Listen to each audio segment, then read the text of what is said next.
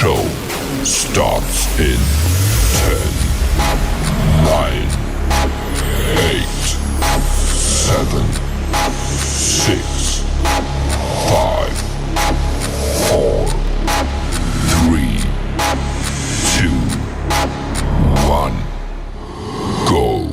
Salaam Alaikum. Mr. Moderator, our distinguished guests, brothers and sisters, our friends and our enemies.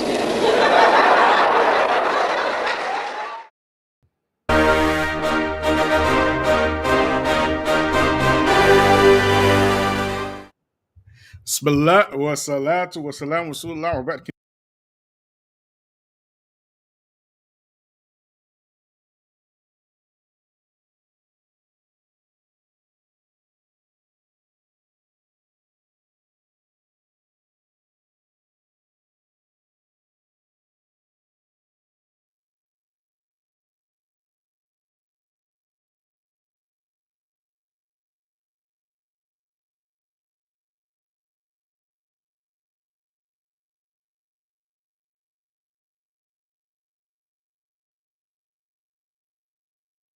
Can y'all hear me now? There we go. Already with the ghetto stuff, man. Bismillah wa salatu wa salam wa rasulullah. About in the name of Allah, may the peace and blessings of Allah be upon his last and final messenger. As to what follows, family, friends, foes, haters, and hateheads, welcome in peace and love with no hatred in my heart. Assalamu alaikum wa rahmatullahi wa barakatuh. So before we begin, please like, please subscribe, and please share. As you know, we got a lot of haters up in here. So family, the other day, a couple of days, so I think it was on Tuesday night, I got invited to the Black Imams Roundtable by Imam Amin Muhammad. Okay. And the subject that they were talking about was, cooperation, key to success and whatnot. Now, he invited me, and, of course, I felt shy not to come to his channel. So I made an effort to go on. And as soon as I got there, well, shortly after I got there, I did my little spiel. And of course, it switched to my misunderstanding of their position of the Hanbali Creed. Of course it did, right? Now, I didn't go there to debate them or whatnot, but it turned into this long thing about the Hanbali Creed and understanding Allah's attributes, and really I didn't want to discuss that thing at all, right? However, there was one point that's, yeah, exactly. I already knew. I already knew that was going to happen, mind you. I knew it was going to happen even before I went. I said to myself, I'm going to go on there and they're going to drag me into this dogmatic stuff, right? I already said that in my head. Right? So I was already preparing myself, psychologically that they're going to do it, and they did. Okay, but that's neither here nor there. There's a point that Imam Abdul Karim, he made, and I want to share it with y'all, right? Because this is pretty much the crux, going to lead to the crux of our conversation anyways, right, today. So make sure you like, make sure you subscribe, make sure you share, right? 1 second, y'all. Let me just get this up for y'all. 1 second here.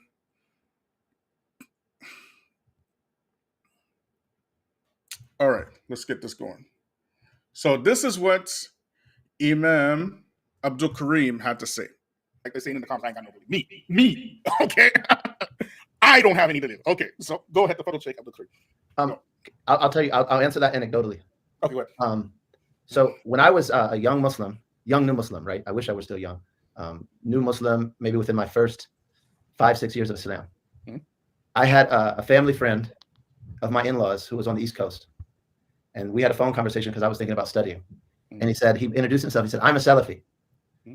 We believe Allah is on the throne and we don't believe in dhikr reads. Okay. That was the first time I ever heard about that, this whole conversation. I was a brand new Muslim. I hadn't studied many of my Fard Ayn.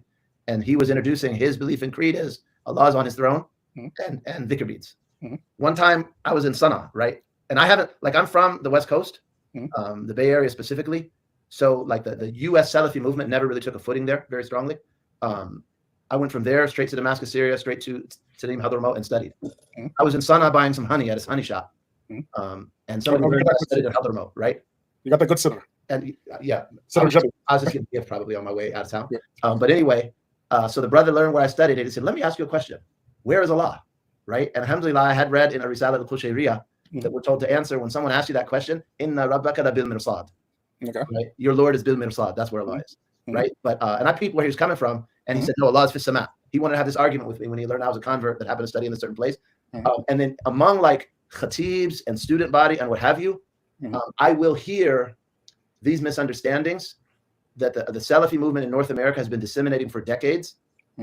So those shubha, those fallacies and fallacies in creed, absolutely will clarify them. Like I've had students say, isn't Allah in the seventh sky or above the seventh sky, or Allah comes down from the seventh sky for the last third. Hashahu. I'm just repeating what I've heard. Shubha that we hear, and definitely it's not just Imam Amin speaking about it. And after you have decades of a Salafi movement disseminating their materials with the help of the U.S. government, if you have imams that are trained trying to straighten it out for our people, more power to them. I'd say that's not dogmatic, that's obligatory. And Right. So this is the part that we're going to talk about today. Let me just rewind it one more again. All right. I'm going to slow it down. Okay. So when I was a young new Muslim, right? I wish I were still young. New Muslim, maybe within my first 5-6 years of Islam. I had a family friend of my in-laws who was on the East Coast. And we had a phone conversation because I was thinking about studying. And he introduced himself. He said, I'm a Salafi. We believe Allah is on the throne, and we Sana buying some honey at his honey shop. And somebody learned that I studied at Hadramaut, right? You got the good sitter. And I was just getting a gift probably on my way out of town. But anyway, so the brother learned where I studied and he said, let me ask you a question. Where is Allah? Right? And alhamdulillah, I had read in a Risala al-Qushayriya that we're told to answer when someone asks you that question, Inna Rabbaka la bil mirsad. Right? Your Lord is bil mirsad. That's where Allah is. Right? But and I peeped where he was coming from, and he said, no, Allah is fi sama. He wanted to have this argument with me when he learned I was a convert that happened to study in a certain place. And then among like khatibs and student body and what have you, I will hear these misunderstandings that the Salafi movement in North America has been disseminating for decades. So those shubha, those fallacies and fallacies in creed, absolutely will clarify them. Like I've had students say, isn't Allah in the seventh sky or above the seventh sky, or Allah comes down from the seventh sky for the last third. Hashahu. I'm just repeating what I've heard. Shubha that we hear, and definitely it's not just Imam Amin speaking about it. And after you have decades of a Salafi movement disseminating their materials with the help of the U.S. government, if you have imams that are trained trying to straighten it out for our people, more power to them, I'd say. That's not dogmatic, that's obligatory. So he is saying, family, that the shubha of Allah being above the throne, right?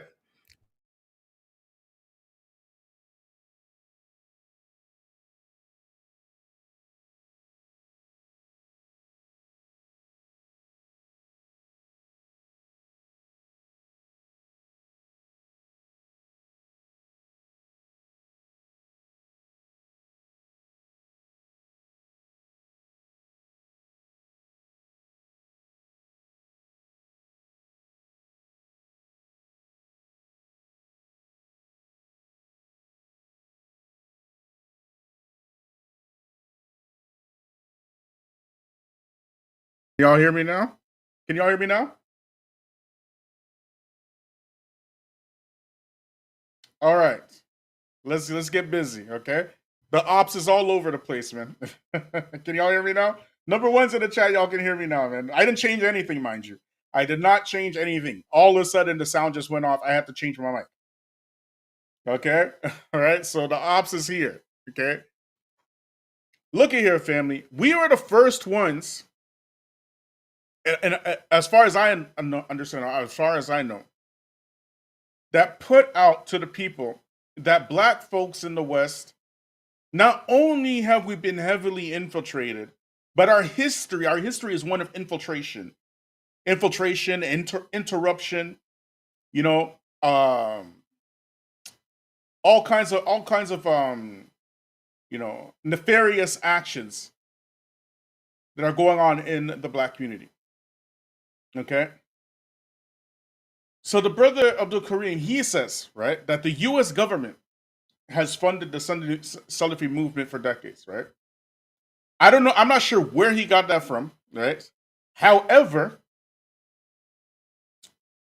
we are people who actually are very interested in geopolitics, as geopolitics is essentially a pillar of white supremacy. So if you don't have a good understanding of geopolitics, then you're not going to understand what the white supremacist is going or what they're trying to do or whatnot. And they essentially lay out their framework for the world to see, right? They basically give you ideas of where they're heading, where they're going, and whatnot. So why is this important? Because we understood, and we said very openly, very publicly, that for the Salafi Dawah, for the Salafis specifically, that the infiltration for us came from overseas. It didn't come from the West. It came from places like Saudi. It came from places like Britain. These were the people that were interfering in our affairs in the West, particularly and specifically the black community. Furthermore, we also said that even now, the U.S. government is very interested in what's going on in Philly, and we gave the proof of people making their thesis, looking for jobs, their university thesis, and we have the video out there, right? Where the non-Muslims are studying Islam. These kuffar, they know Islam even better than the regular Muslims. They know the Arabic language, they know Quran, they know Hadith, they're academic, and they know it better than the Muslims themselves, the ones who claim to believe in this stuff. And the video is there for everybody to see. However, the one thing that we did not say was that the infiltration into the Salafi Dawah came from the U.S. government. That's what we didn't say. But what we did say is rather the U.S. government is more interested in working with Sufis. That's what we said.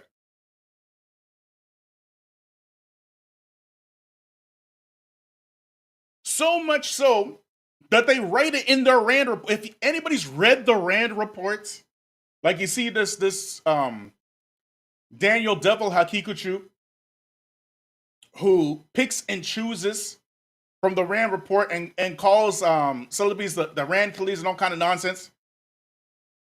If you read what's actually in these Rand reports, the Rand report, if you guys don't know the Rand Corporation, okay, the Rand Corporation is essentially a global think tank for foreign policy. Okay, it's a research institute,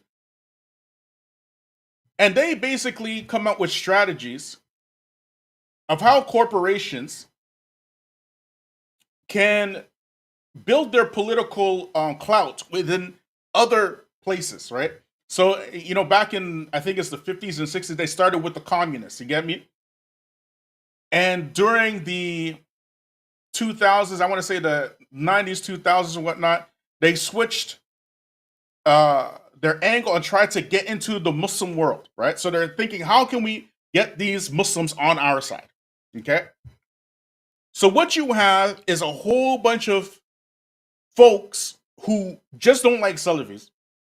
They pick and choose what they want from the Rand report and say, you see, the government is saying this about the Salafi, but they're not reading the Rand report in context, nor do they put it in context. So the feature is going to show it to you, okay? So make sure you like, subscribe, share, hit me up on Patreon. Let's get down to the nitty gritty, okay? So I'm going to get you this article written by the Rand Corporation. Okay, let me just get it up here for you. 1 second, yo.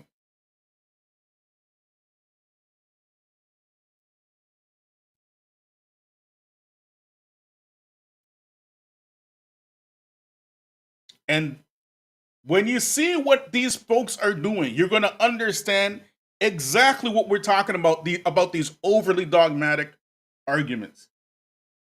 And why black folk, especially black folk, have no excuse to involve themselves in this nonsense. Okay? Watch this, y'all. So, this right here, can y'all see it? Oh, let me just share it. One second. I don't think I shared it. Can y'all see it now? There we go. This right here, this is document, is the Rand report. What's the name of the document again? Building Moderate Muslim Networks. What's the title of the article, folks? Building Moderate Muslim Networks. Okay? The title is Building Moderate Muslim Network. Put out by the Rand report.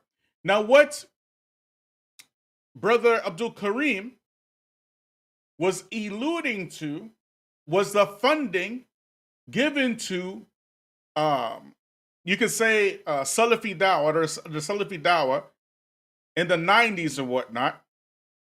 And the Rand report has something to say about that as well, okay? So we're going to get to that. Let me just skip over here and let me find the part. Here it is. Okay, so this is the summary. On page 13. You know what? I'm going to put the link in the chat as well, inshallah. Just remind me to put the link in the description so y'all can read it for yourself. You know, it's only 200 pages, just 217 pages. You can read it within like an hour or so. Okay, it's not that long. Okay, if you want to read the whole thing, but they do this type of stuff all the time. This one right here is published. Let me see when it's published, so you can know what date is this. It looks like 1 second. Try to find it.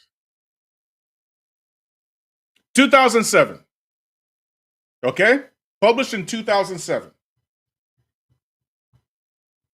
So this is what the Rand report in the summary has to say about the radicals they're trying to deal with, right? So they say radical and dogmatic interpretations of Islam have gained ground in recent years in many Muslim societies. While there are many reasons for this, and while a large growing body of literature continues to be engaged in exploring them, it is clear that the structural factors play at large. The prevalence of an authoritarian,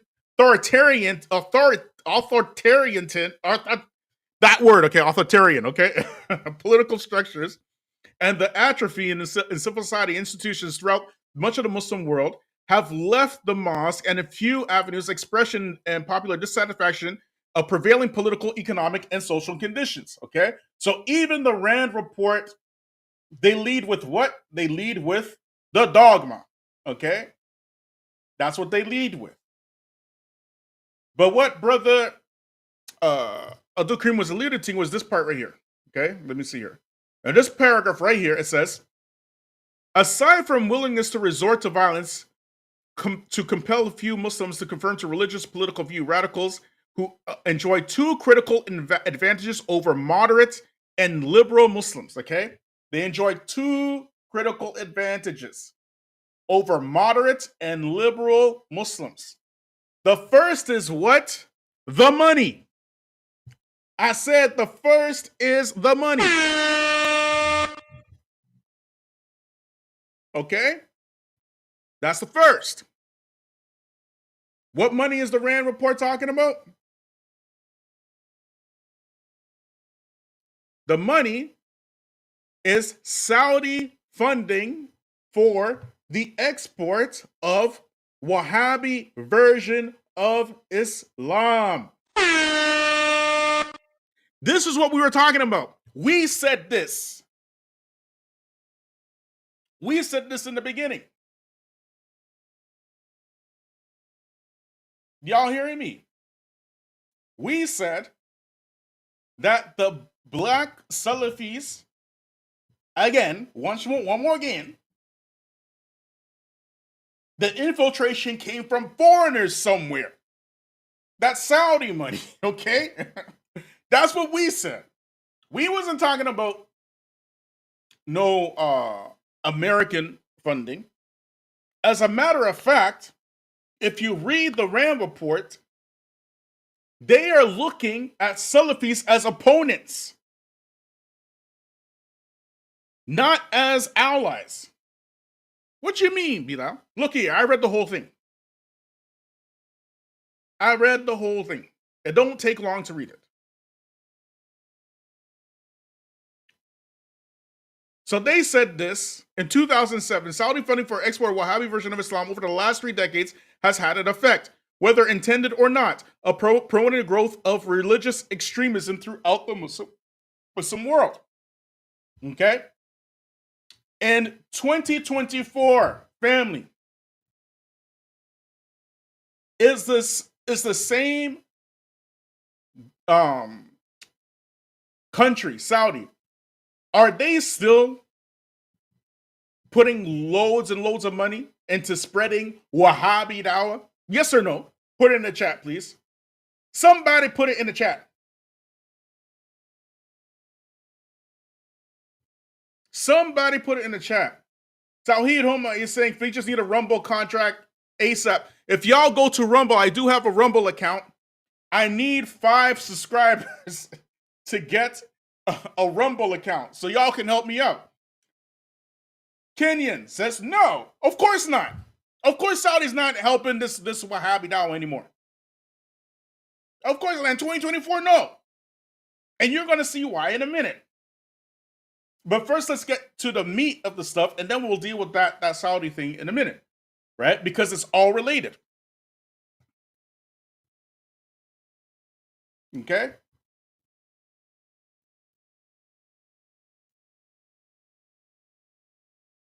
May Allah reward you and bless you, multiply for you 1,000,000-fold, Sister Tika. Hayakum Allah, may Allah, all big-time supporter of the channel. May Allah reward you and bless you 1,000,000-fold. Everybody, amens in the chat, please. And Sister Tika, let's see. We're gonna give you some falling hearts, some confetti, and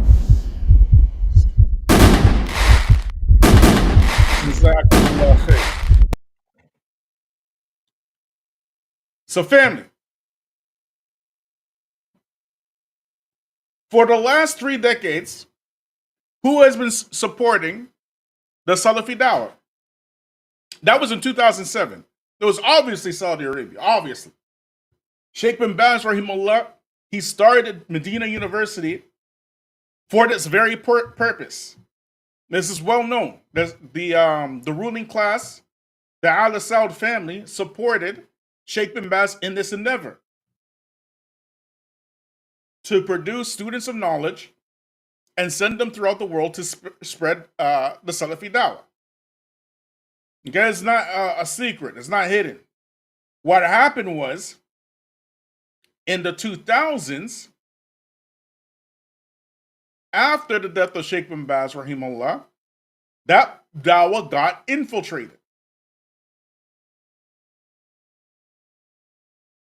After the death of Sheikh bin Baz and Sheikh Albani and Sheikh Uthaymeen, the Dawah was taking a turn, it was taking a switch, particularly in the West.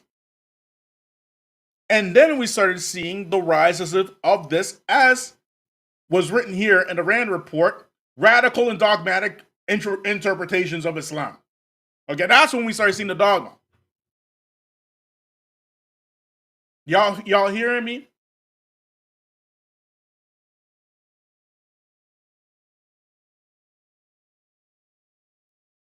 So where do the Sufis fit in all this? Okay, let me just go to this page right here. 1 second. Let me take this page. Let me find my notes. 1 second. Page 103. 1 second, all right?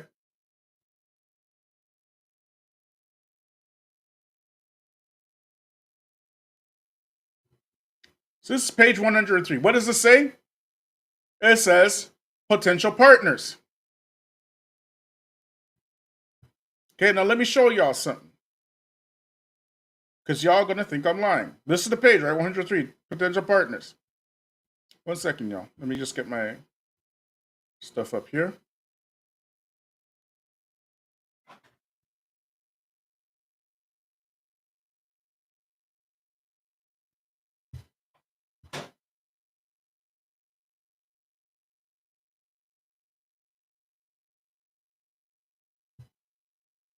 One second, y'all. Let me show y'all so that y'all can see.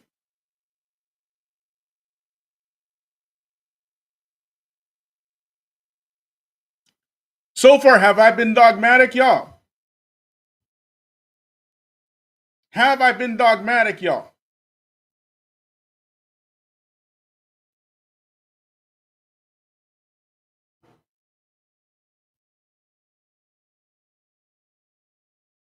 Now watch this, man.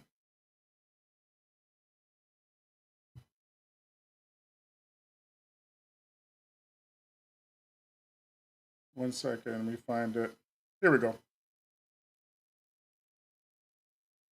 Y'all see this? Just in case y'all can't see it, let me just blow it up.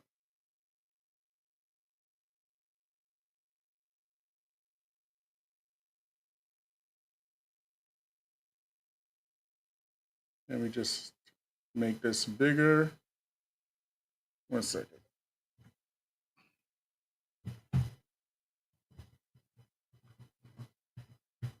This is what it says. Look what I highlighted here. In general, there appears to be three. These are their potential partners. The people who the United Snakes of America, who they want to work with. In general, there appears to be three broad sectors within the spectrum of ideological tendencies in the Muslim world where the United Snakes, okay, and the West can find partners in efforts to combat Islamist extremism. Okay, secularist, that's the first one. Liberal Muslims, that's the second one. And modern traditionalist, including, what's that word say, y'all? Including who? Let me hide this. What does that say word? Come on, somebody. Can somebody tell me what that word says? What does that word say? Does it say Salafis? Does it say Wahhabis? Does it say what does it say? Come on, look at this. Look at this, y'all. Who does it say? Did I write this? Did I write this?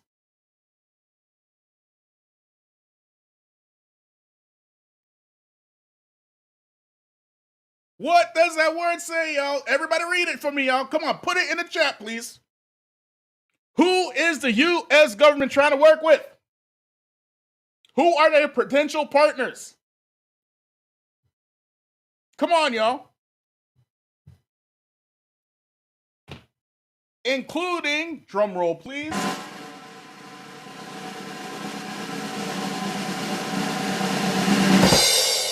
Sufis. I said Sufis. I said Sufis. I don't want anybody to tell me that I'm capping.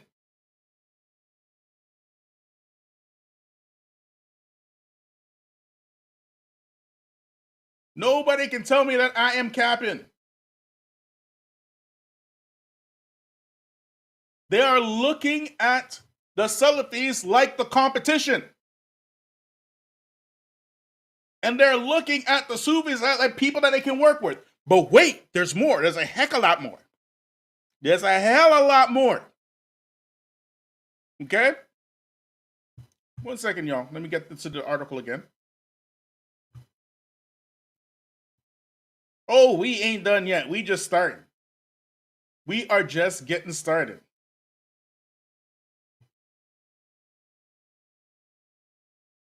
So they go into the secularist.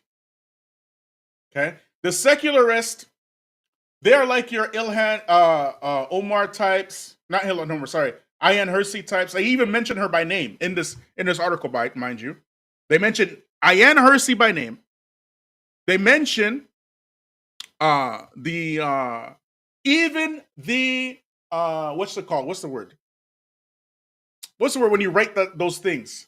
Manifestos. They mention the manifestos in this article by name of the alleged secularists. The secularists, you know who the secularists are? The ex-Muslims. So when you see this ex-Muslim community, right, no other people on earth describes themselves as an ex-anything. The reason why these folks describe themselves as ex-Muslims is because they're actually being funded to describe themselves as ex-Muslims. Because they want the secularist Muslim movement to gather steam. And who is giving all of these ex-Muslims all the material that they need in order to bolster the ex-Muslim community? Who's giving it to them? Your YouTubian da'i elites. I'm going to say that one more again. Who is giving your ex-Muslim community all the material that they need in order to garner steam in their community? It's your YouTubian da'i elites. In 2007, the ex-Muslim community was like nothing. Nobody cared about them. They had a few here, a few there. That was it. They even mentioned many. Look at here. They said a third category of secularists and there's about authoritarian secularists, like includes Ba'athists, Nasserites, and neo-communists. Okay? That's the first style that they mentioned, the secularist. They had no clout for a full almost 10, 15 years. It's only since the rise of YouTube when anybody and everybody with a computer and internet thought they could make down. Now they're starting to garner some steam. Their favorite folks to use: Muhammad Ijab, Yasser Qadi, even now someone start using Daniel Hakikachu. They start using Daniel Hakikachu now. If you see these guys, your Christian apologists have entire channels using all material Daniel Hakikachu. You can't make this crap up. These people are not playing around. You see, when non-Muslims non-Muslims study Islam, when they study Aqidah and these type of things, right? They study in order to manipulate the Muslims. Muslims study Aqidah to refute each other. You can't make this crap up. We are not playing the same game here. We're not even in the same universe. They are studying this stuff to manipulate you into doing the very same thing that you're doing right now. Having these Aqidah wars.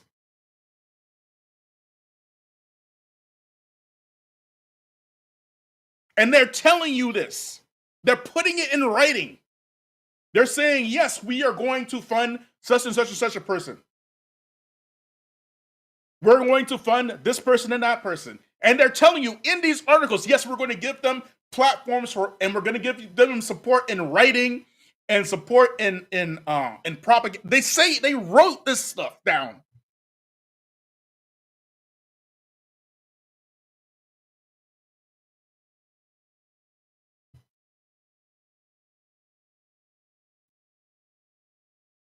So now the secularist Muslim has an entire community and a very profitable business model for this community because of this stuff. And no shortage of material. So let's keep going. Then they go into the liberal Muslims. They also mention several liberal Muslims by name. Okay? But here is where they mention the moderate traditionalists and Sufis. Want to know what they say? Who wants to know what they said about the Sufis, y'all? What's in the chat if you want to know what they said about the Sufis? It's not me talking. It's not the Wahhabis. It's not the Salafis. It's not the Atharis. Not the Hanbalis.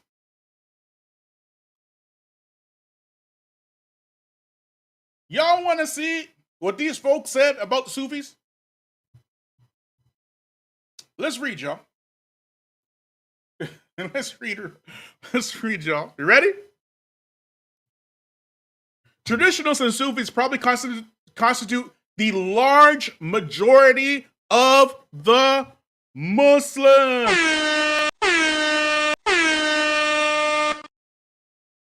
Do you know how these guys brag about being the majority? The Asharis, the Maturidis, we are the majority. You know these guys, they brag about that stuff?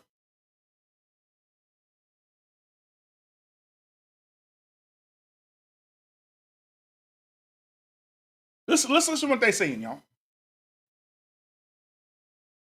Look at here. They are often, but not always, conservative Muslims who uphold beliefs and traditions passed down through the centuries, 1400 years of Islamic traditions, and spirituality through inimical to fundamentalist ideologies, as Sayyid Abdul Rahman Wahid. Why? These traditions incorporate venerations of saints,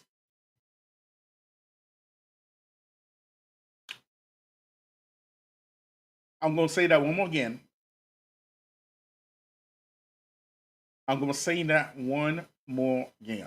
Okay.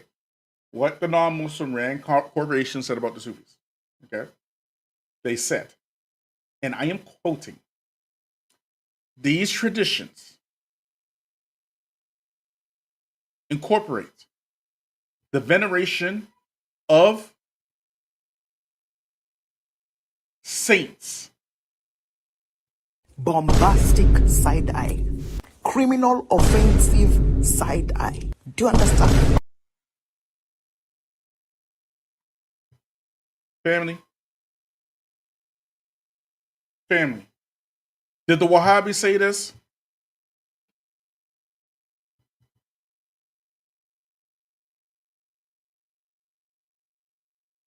Did the Salafis say this? Look here. And offering prayers to their tombs.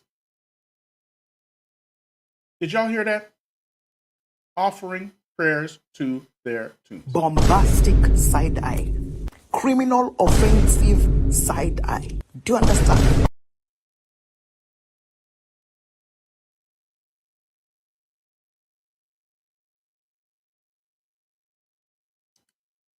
And other practices that are anathema to the Wahhabis. Why? Because do the Wahhabis go and venerate their saints and offer worship, offering prayers at tombs and stuff? Do we do that? No. They interpret Islamic scriptures on the basis of the teachings that the schools of jurisprudence, madhab, were established in the early centuries of Islam. They do not engage in unmediated interpretation. You cannot make this stuff up. Oh my gosh. Bombastic side eye. Criminal offensive side eye. Do you understand? They don't engage. Okay? They interpret the Islamic scripture based on teachings of the schools of Quran. They do not engage in unmediated interpretation of the Quran and the Hadith, the traditions of the Prophet Muhammad ﷺ, as the Salafist and the modernist do. Bombastic side eye. Criminal offensive side eye. Do you understand? Can you believe this? Are these guys Wahhabis too? Are these folks Wahhabis too? Like, come on, man. Let's stop playing games here.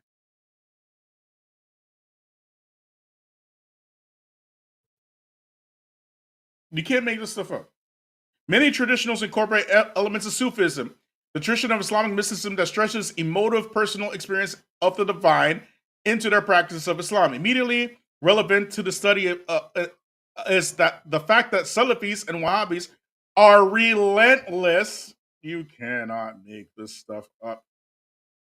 Oh, gosh, like, what is life? What is life? You want to see what they're saying? Look at here. One second, y'all. Let me just blow this up to make this bigger for myself. This is so crazy, y'all.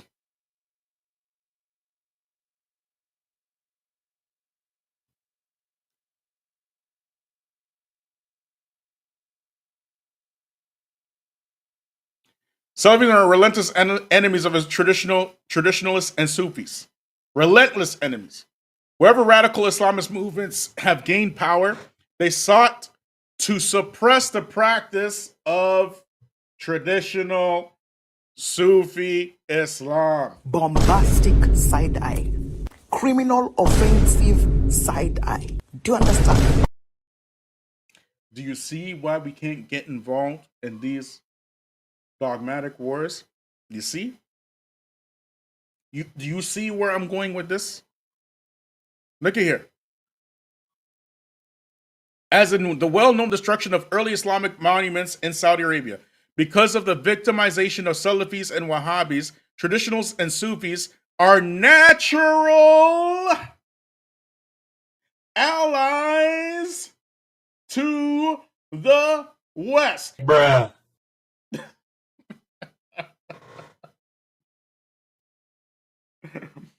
Say what? Family, who are the natural allies to the West? Somebody put it in the chat, please. I'll go read it one more again. Okay. Because of their victimization by Salafis and Wahhabis, traditionalists and Sufis are natural allies to the West. Who are the natural? Somebody put it in the chat, please. Somebody put it in the chat. Somebody please put it in the chat. You're in my house now, and you're going to play by my rules.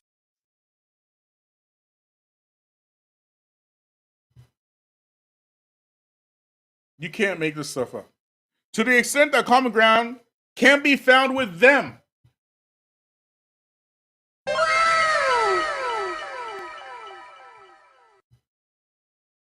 Family. Family.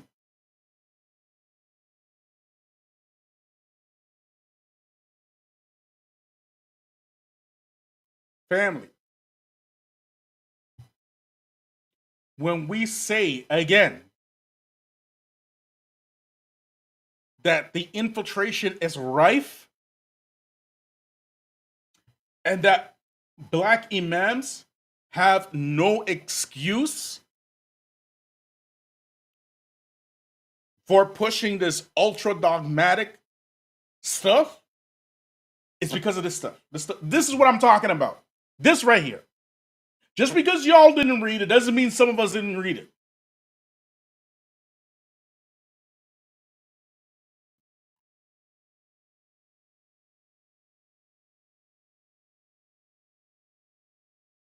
Okay?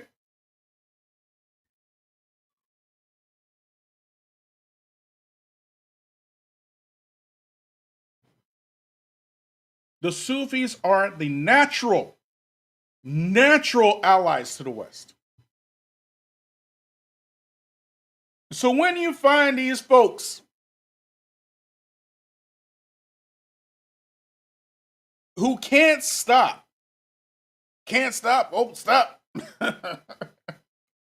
with their dogmatism,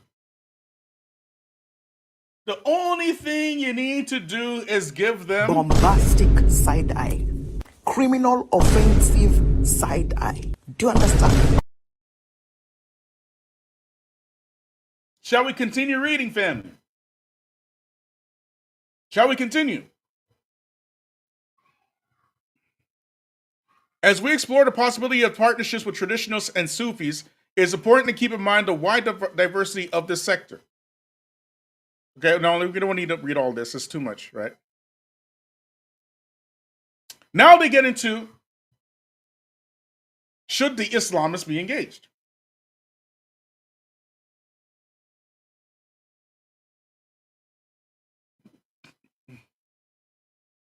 Within the academic policy and communities in the United States and Europe, a debated question around whether the Islamists should be engaged as partners. Who are the Islamist, family? According to this Rand article, the Islamists are the Salafis, the Wahhabis, and the Ikhwan Muslimin. Okay, those are the Islamists. Okay? Before aligning the two sides of the argument, first we'll define the term Islamist. One of them is the definition of Muslims with political agendas. Okay? This definition is too broad to be useful, since it encompasses anyone involved in politics in the Muslim world.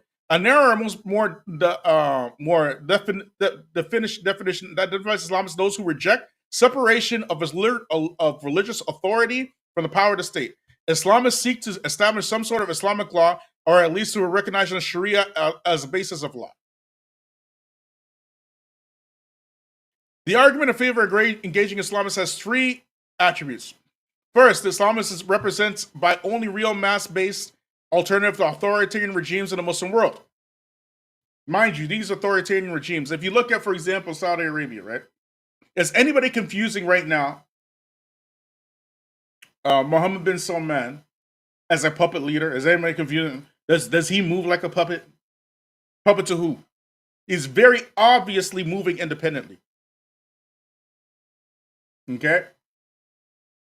He's very obviously moving independently of any other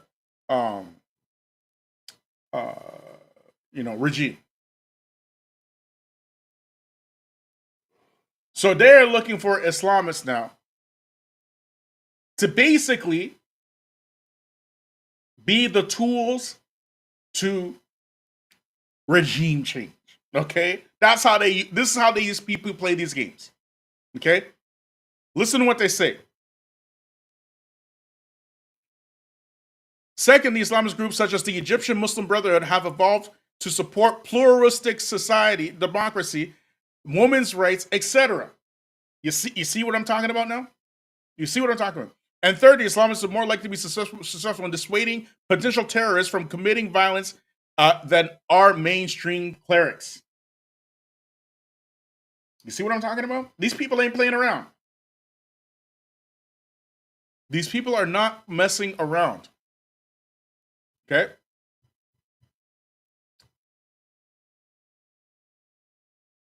They go on to delivering support for moderates.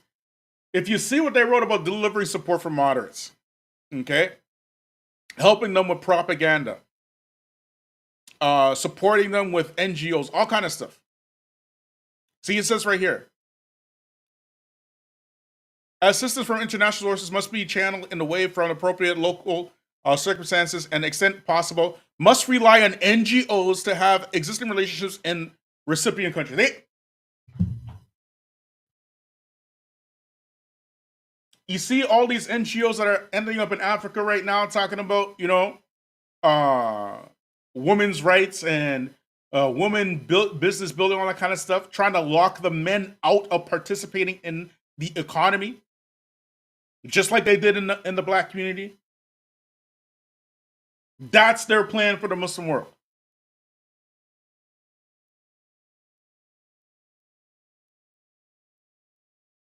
Y'all need to think, man. You are being played. As Malcolm X said, I say and I say it again, y'all been had.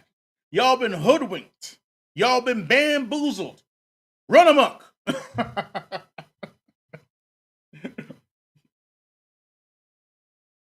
These people ain't playing no games with you.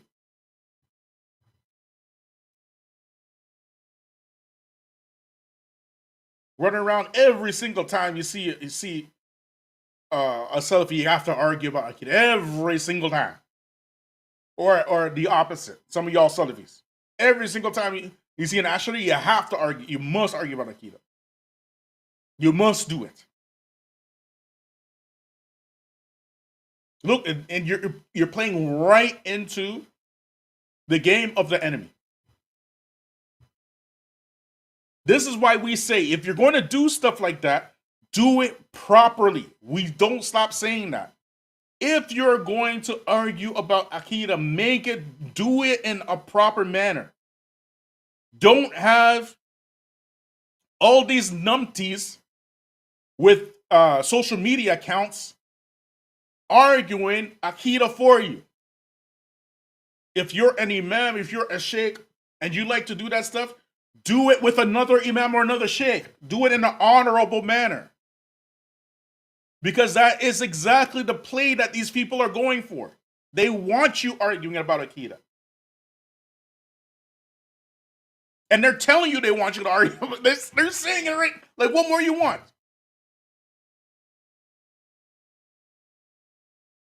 What more do you want? You can't make this crap up. They go on to mention about the clerics. I mean, the partners and stuff. Liberal and secular Muslim academics. When I say liberal Muslim, secular Muslim academics, they mean people like whatchamacallit. You know, like Ian Hersey, these types, you know, that's what they mean. Young moderate clerics. They mean people like Yasser Qadi and them types. Community activists, which is what we told y'all about activism. Activism in 2024 is not activism in 1984. It's a totally different ballgame. We told y'all about the activist. And why in this day and age, activism is not such a hot idea.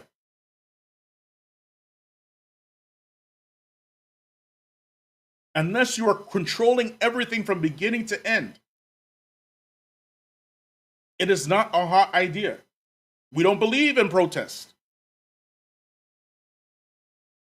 Right now, as we speak, the United States is splitting into separate countries as we talk right now. It is on a serious brink of civil war because of what's happening in the border. 25 states have backed Texas against the federal government for putting barbed wire, which is killing immigrants at the border. And here come Donald Trump to support that. This is happening now.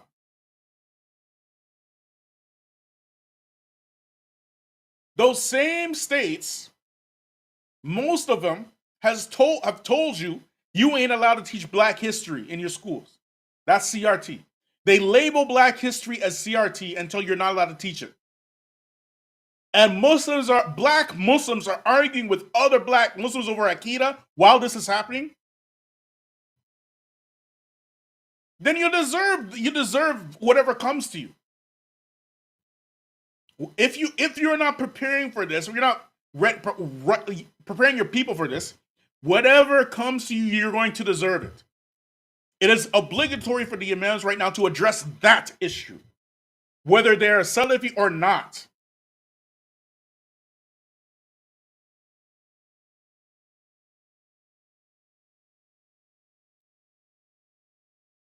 And it's not going to be solved with picket signs.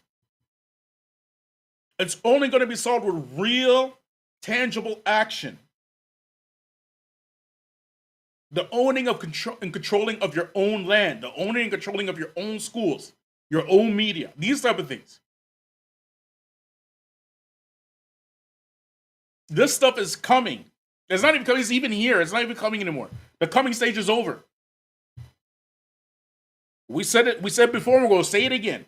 Donald Trump or somebody like him will be the president of the United States. And when that happens, that's it. It's the end of the country.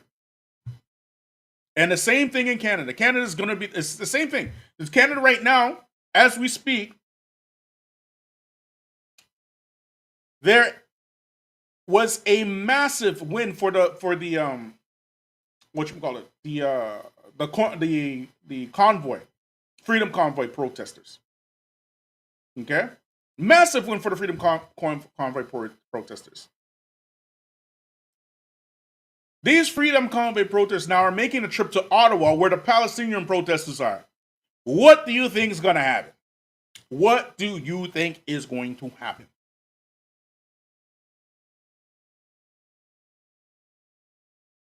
You negroes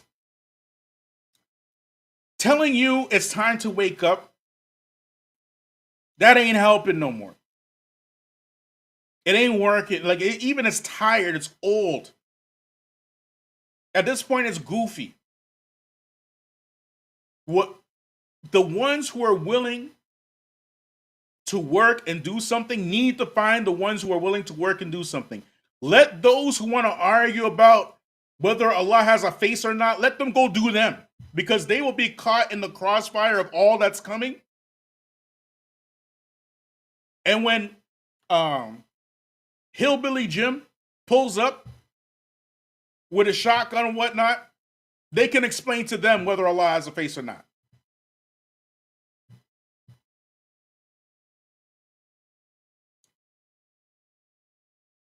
Women's groups, we already talked about that. 1 second, y'all. Journalists and writers and communicators. I think we talked about that as well, right? Programmatic priorities and democratic education. Look what they say about democratic. You can't believe this stuff. The narrowly sectarian and regressive instruction on religion of politics dispensed at a radical and conservative madrasas needs to be countered. Family.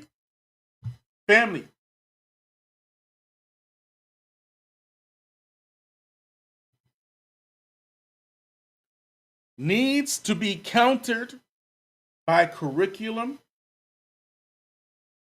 that promotes democratic and pluralistic values. Damn!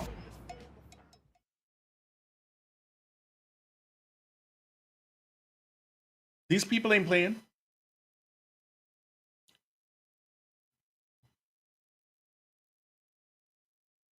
These people are not playing.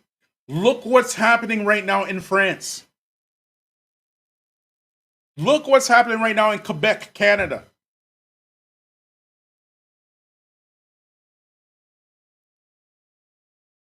Where non-Muslim secular Christian governments are telling the Muslims who your imams can or cannot be. Look what's happening right now as we speak in Ottawa. Y'all don't know?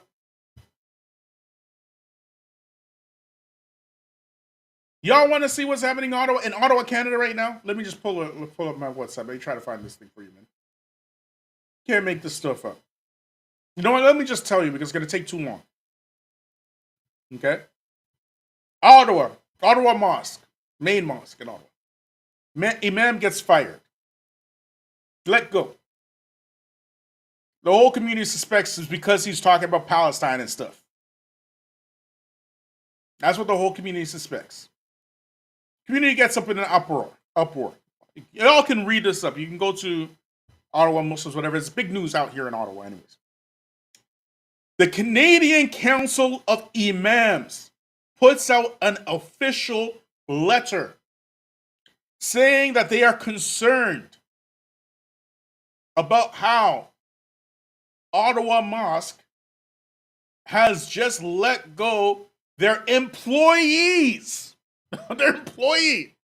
The imam who's the one who was telling you about game between the masajid and the imams, and why your imams cannot speak or say what they want to say? Didn't you hear from the Feachaz first? Didn't y'all hear from the Feachaz first? That was legitness. Yeah, it was. Huh? You heard it from us first, right? Didn't we tell y'all? The reason why your khutbahs are dry and they've been dry for almost 2 decades, and are not moving and shaking the people, is because the imams have muzzles on them. And the reason why they have muzzles on them is because they are employees of the masajid. So they can't just say what they want to say. Because if they say what they want to say, they will get fired, okay? Because the administrations of the masjid are walking a tightrope between the Muslim community and the Western governments. So these masajid and these Islamic organizations are beholden to your Western governments because they need charitable status to do tax write-offs. And we keep saying over here on the Feachaz that these masajid should be completely independent of the government, right? They can be as a charity for a while until they're totally and completely independent.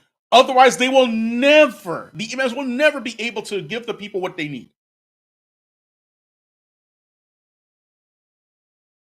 So here come the Canadian Council of Imams now saying they're concerned with the way that this imam in Ottawa Mosque, y'all can look it up, Brother Bilal in cabin. We've been telling y'all for how long now that this is the relationship between the imams and the masajid. And we've been telling, as particularly black folk, y'all don't own squat. You do not own squat. And to be quite frank, the way that you act, you don't deserve to own squat anyways.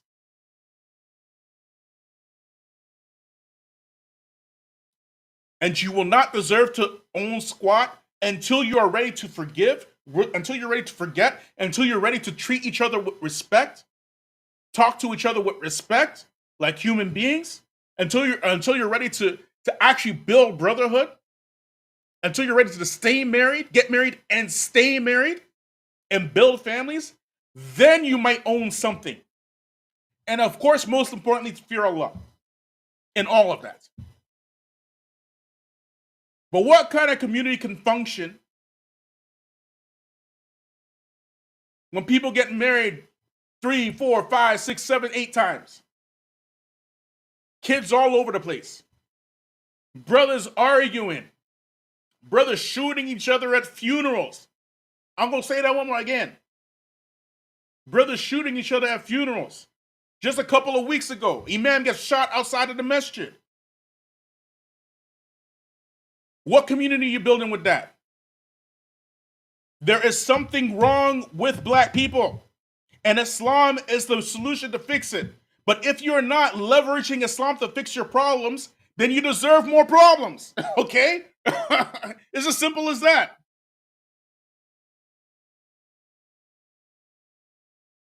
Until you come, this is a promise from Allah. Until you come back to Allah, your problems will continue. And the funny thing is, black folk, they know their problems very well. It's not like we don't know, we know them. So then how is it that we have prioritized making more problems instead of solving the problems that we have? Like these ultra dogmatic arguments that we have week after week, month after month, day after, like, what are we doing here? Y'all acting like the black Hebrew Israelites. Everybody on the haq, everybody on the truth. And if you were serious, then you would handle your differences in a serious manner. Not this haphazard, I'm trying to get one over on social media manner.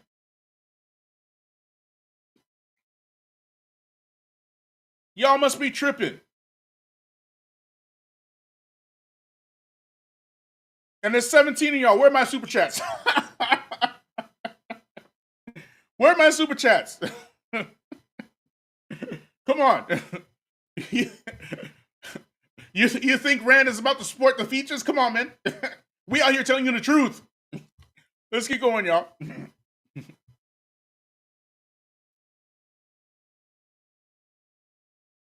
Like, you can't make this stuff up. Well, I want to get back to my notes. Let me try to find my notes. 1 second.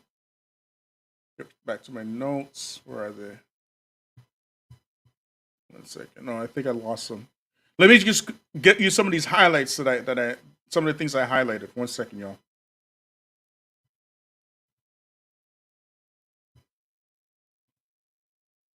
Let's go over here.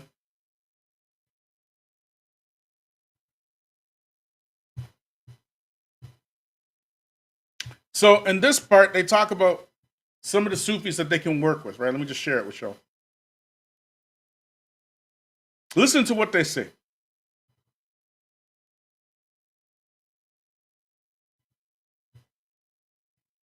Watch what they say, y'all. In the Balkans, moderate currents of Islam, particularly Sufism, prevail. They're talking about Europe. Okay, in this part, they're talking about the European allies that they can get, right?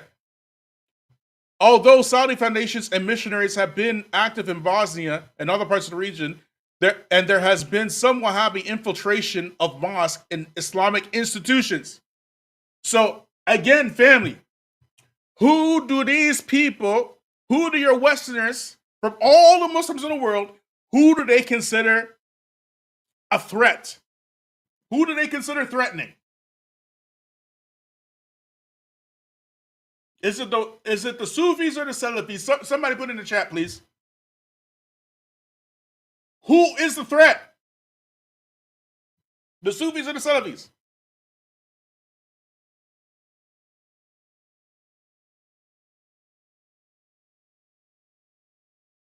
Who do they consider problematic? Come on, y'all. Somebody say it.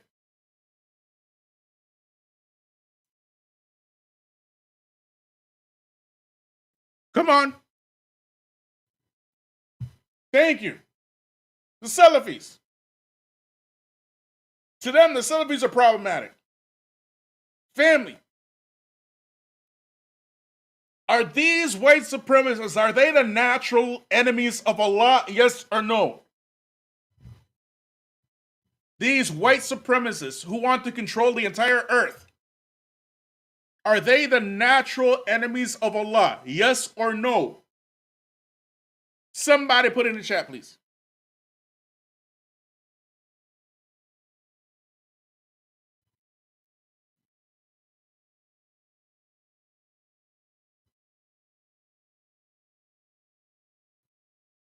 Of course they're enemies of Allah. Yes, of course they are.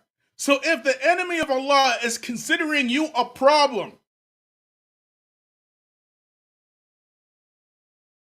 are you honored or debased by that? Yes or no? Which one?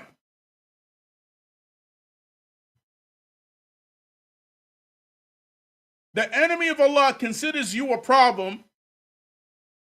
You're honored, correct? But what if the enemy of Allah considers you an ally? Like the Islamic community in Bosnia and Herzegovina, headed by resident Ulama Mustafa, a cleric, and he is I think he's I'm not sure. Right, this one right here. The faculty of Islamic Studies in Ghazi in I can't pronounce these cities, right? But Bosnia has the largest Islamic publishing milieu in Europe, especially in European Sufis content. Look at this. The community of Alawites, Islamic dervishes, okay, includes non-Bektashi Sufis. These are the people they want to ally with.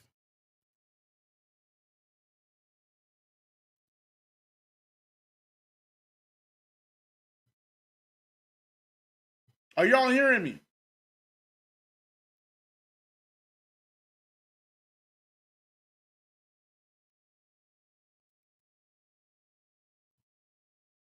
So if the enemy of Allah wants to ally with you, are you doing something right or doing something wrong?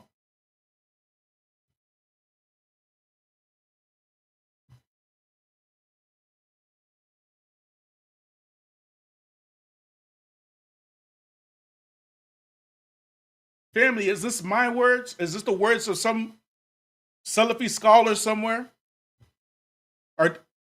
This is why, again, particularly your black Salafi imams do work in the black community.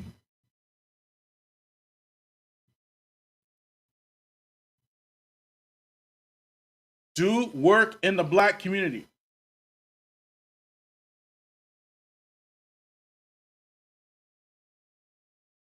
I'm going to leave the link to this article, this Rand article, in the chat.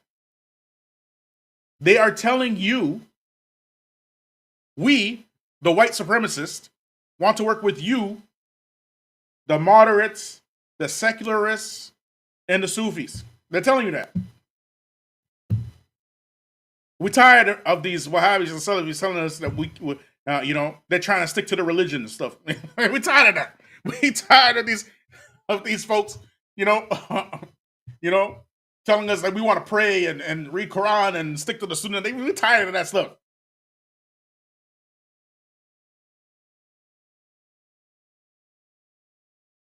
We're tired of these folks telling us we have to worship Allah all the time. We're tired of, we want folks who worship at graves. We want folks who worship at graves. We want you folks. Can't you guys be the leaders? Please? We'll help you. We'll write your articles. We'll put up propaganda. We'll fund you. All kind of stuff. That's what they're telling you.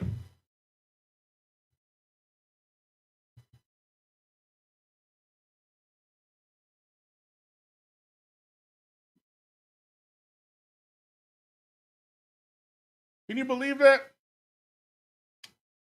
Let's backtrack a little here, family. Let me just go back here. 1 second, y'all.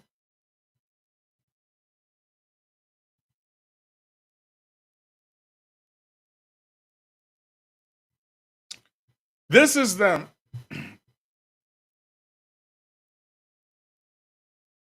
When they're talking about building networks with moderate Muslims, okay? They mentioned some of their strategies, okay? And this part here, one of their strategies is supporting, I think this one is secular radio in the Muslim world. This is what they say. Okay? The FY 2007, that's fiscal year 2007, funding requests for the Broadcasting Board of Governors, BBG, which includes both Radio Sawa and U.S. Middle East Television Network, Al Hura, was $671.9 million plus an emergency supplemental, you can't make this up, $50 million for broadcasting in Iran.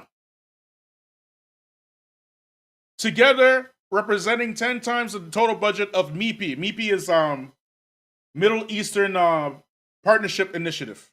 Middle Eastern Partnership Initiative, MIPI. Okay? You can't make this stuff up.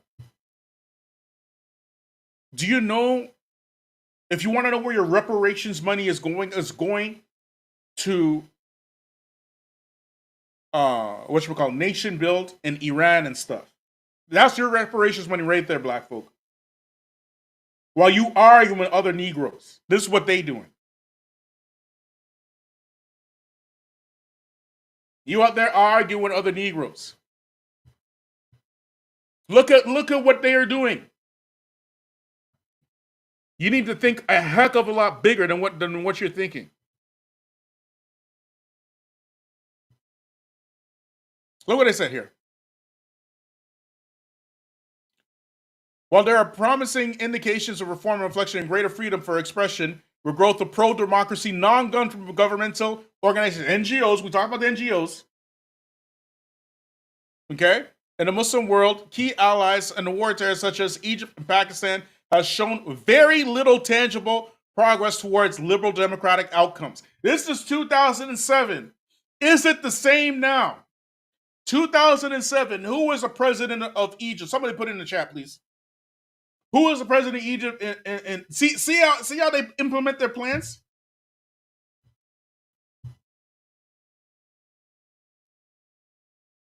So Kenyon, he asked a good question. He goes, why wouldn't the Medacula be considered the West and West as an ally? There's another Rand report that talks about Medacula. Okay, they mentioned them, and their program for Medacula is different than for the Sufis. Okay, the program for the Medacula is essentially to support them overseas because they are essentially political. They're apolitical.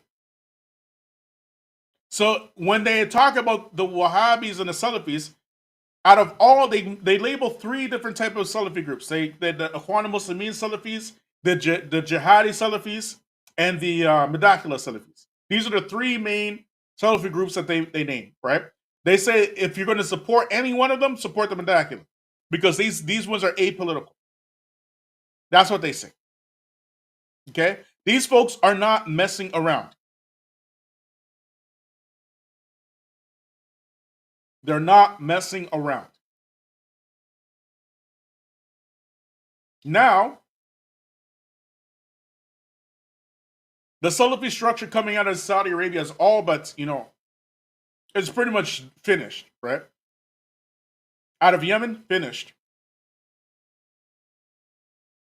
And Salafis all over the world are kind of scattered, and there's no central network.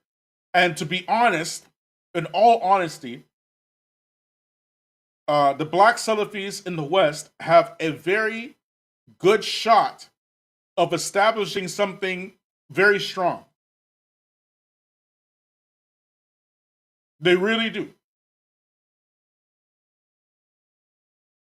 But the black Salafis are not focused.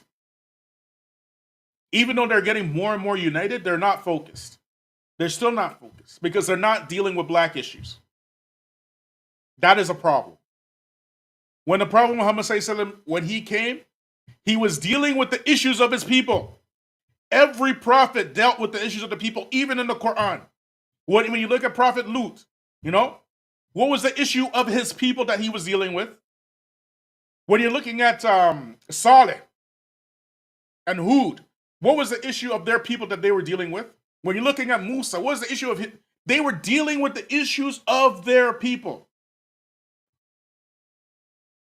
Black Salafis are still hesitant and afraid, or I won't say afraid, they're hesitant to deal with the issues of their people. And in many aspects, they are rightfully hesitant to deal with the issues of the people. Because every single time they have tried to deal with the issues of the people, they got horrifically shot down. Every single time. So that's why channels like this, the Feachaz, the Black Muslim Grassroots, are incredibly important.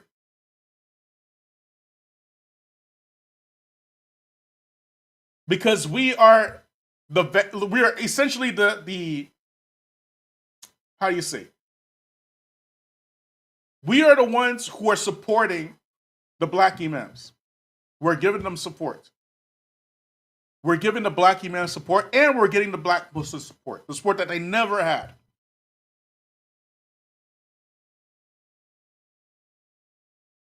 They've never had anything like the Feachaz ever. Black Muslims or the black imams. This is the first time it's ever happened. So when channels like this, they grow, because there are more channels coming out like this.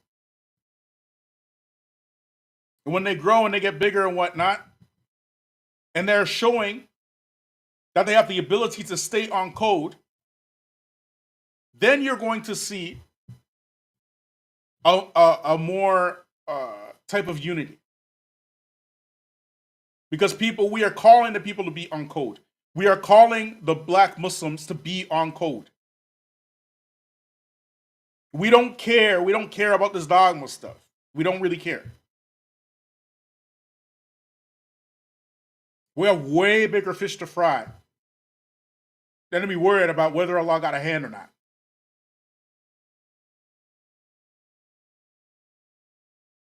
Y'all feeling me? And the more black Muslims support their imam, the more they will have the freedom to say the things that they need to say. And the more that black Muslims understand that infiltration is a major part of your history, the more that we can deflect and protect ourselves from it when it comes. Because there are only so many tricks you can do before you can get rid of the infiltration quite easily. And knowledge of the Quran and the Sunnah is one of the best gatekeeping apparatus that you can use to protect yourself from infiltration. Like not backbiting, like not spreading rumors. Like if you're going to have these debates about, dogma, then do it the way that Allah has commanded in the Quran and the Sunnah. And what did he say in the Quran? If you dispute in a matter, refer it back to Allah and His Messenger. Do it with another imam publicly. Don't do it with the random YouTube follower so that the random YouTube follower can go on Facebook and do some random stuff. Why would you do stuff like that? You're supposed to be leading your community. Do it in a correct way, in a correct manner. Put everything out on the table in a scholastic manner.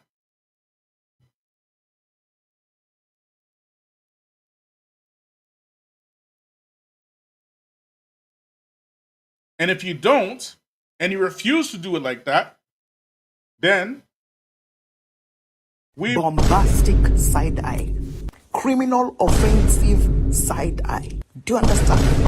That's what we continue to give you every single time. We're gonna look at you funny.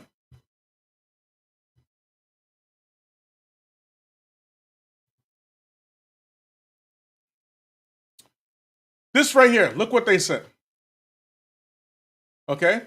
The Muslim world, particularly the Middle East, the institutions of civil society are in a process of developing, making the task building democratic networks more difficult.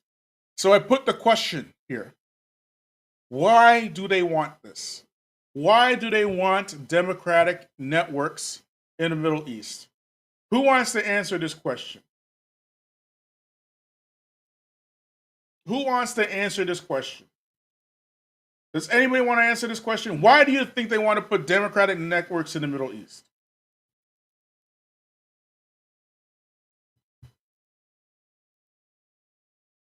What is the common thread that American democracy has produced throughout the darker skinned cultures of countries of the world? Whether in Africa, whether in the global south, doesn't make a difference. Thank you. Thank you. Tawheed Ummah. So they can influence the power and transfer it where they want. That's exactly what it is.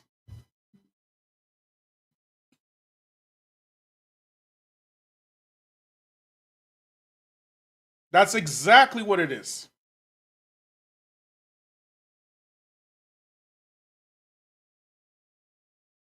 They can put whoever they want in power, like in Nigeria, like even in the United States.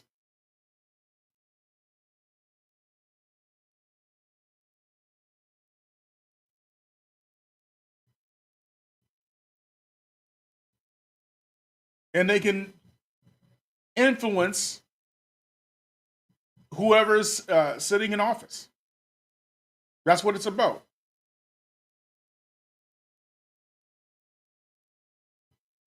That's what it's about. It's a copy and paste system. We told y'all the United States only exports two things. They export democracy and they export war munitions. That's it. They don't export anything else.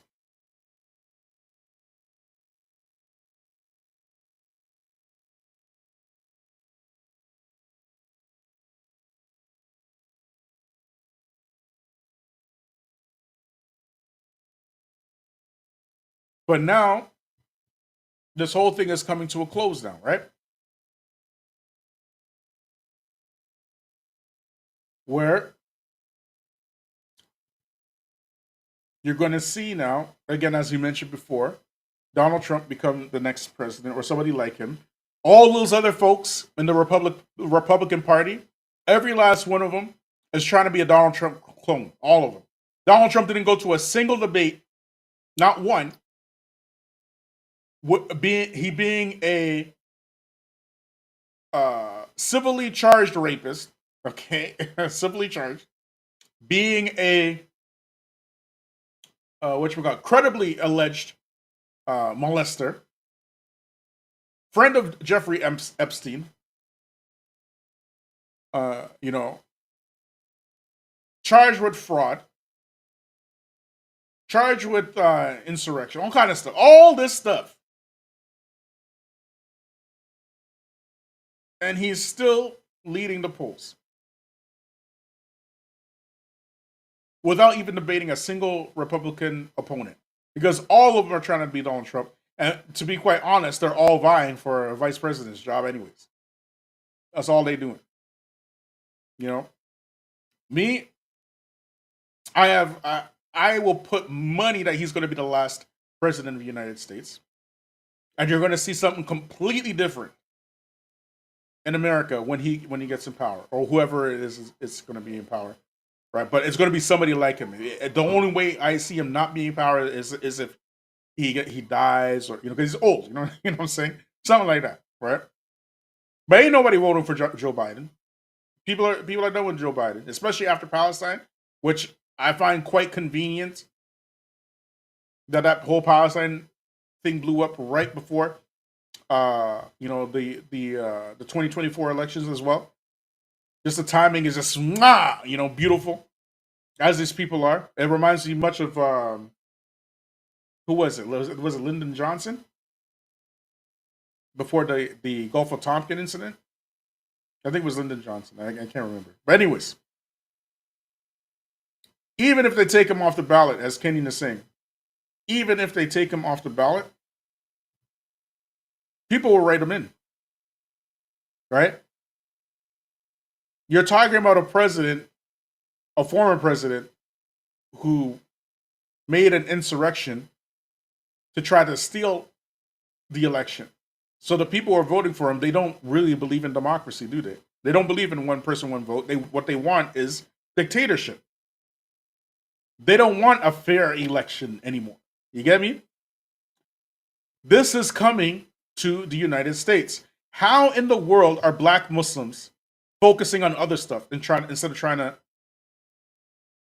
finally unite? If how many more signs do you need? How many more signs do you need? You done been through slavery, Jim Crow, mass incarceration, war on drugs, police brutality, civil rights movement, all kind of madness.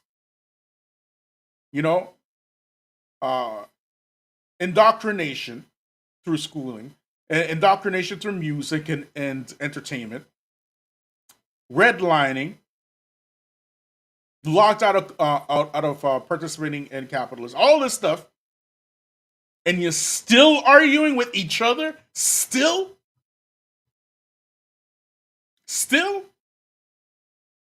Yeah, Salaam. Yeah, Salaam. The Muslims should be at the forefront of trying to solve these problems, these issues, and solving them, and using the Quran and Sunnah to actually do it.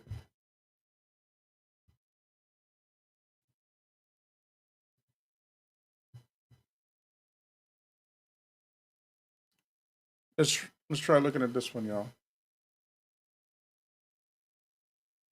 Look at this one. Okay.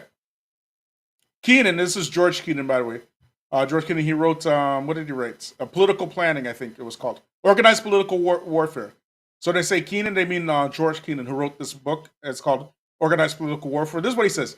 Keenan outlined in his program to political warfare in May 1948, a memo to NSC, although it contains some features that go well beyond information the network building operations. Keenan's program is worth mentioning in order to get broader perspective of the role of political warfare in U.S. strategy initial stages of Cold War. Keenan started a paper providing definitions of political warfare. He said, okay, look at it. Look at this here. He says, and I'm quoting here, okay, political warfare is a logical application of a Clausewitz doctrine in time of peace. The broadest definition of political warfare is the employment of all means of a nation's command, short of war, to achieve its national objectives. How many times have we said on this channel? How many times that we said that the black struggle is the Muslim struggle? That was legitness. Yeah, it was. Huh? Anything that you've seen that happen with black folks, it's happening now to the wider global Muslim community. And here come the Muslims. You can't talk about black issues. Let those Muslims not talk about black issues. Let them fail. Let them fail. As for the rest of us, we've seen it. We've been there, done that. We need to learn from our experiences. They are telling you that they will achieve their goals and at times of peace by any means necessary. Such operations are both overt and covert. Like what? COINTELPRO mean? Yes, I mean COINTELPRO. Yes, that's what I mean.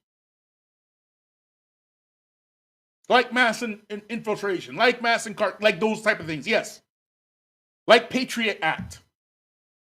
Patriot Act is the Muslim answer to COINTELPRO. That's all it is. What they were doing to black people with COINTELPRO, they used Patriot Act to do to Muslims. Don't play with me today. And y'all out here arguing with each other. This is your enemy. This is your enemy. They range from such overt activities as political lines as economic measures. Economic measures.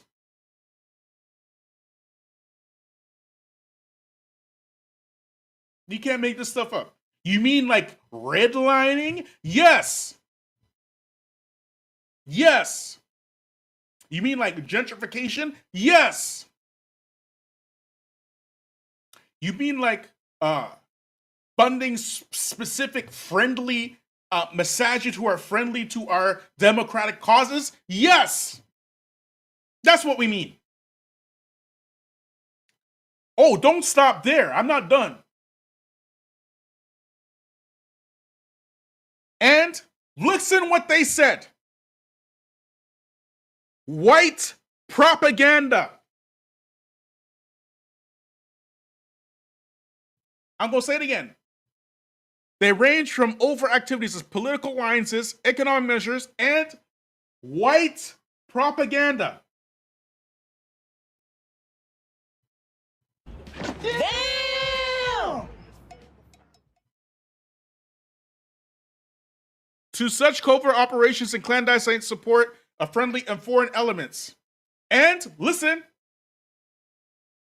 black psychological warfare. Damn!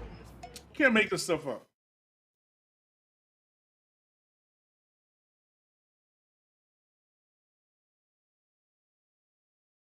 You mean like CRT being Marxism? Yes!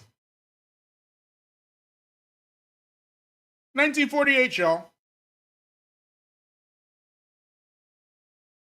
The list of excuses for black folk are getting less and less and less and less and less because we lived through it. We've seen it. We've witnessed it. We struggle through it. If you don't know who your enemy is by now, you ain't ever going to know.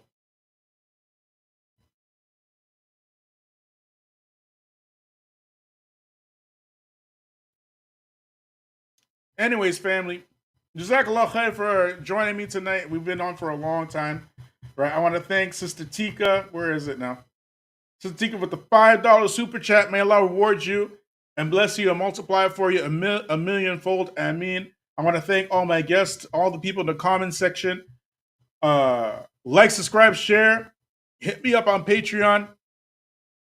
And inshallah, I will see y'all tomorrow. Subhanakla bihamdik. Wa shadali ant. Wa astaghfiruka wa atubu. Before I go, I'm going to repeat it one more again. Okay?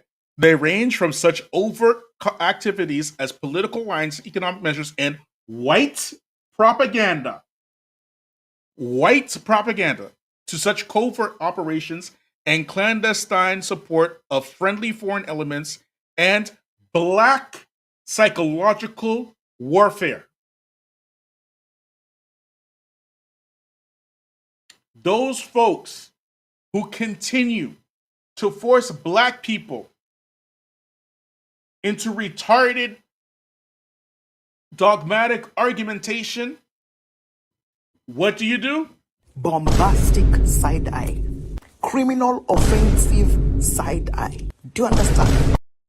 Salaam Alaikum rahmatullahi wa barakatuh.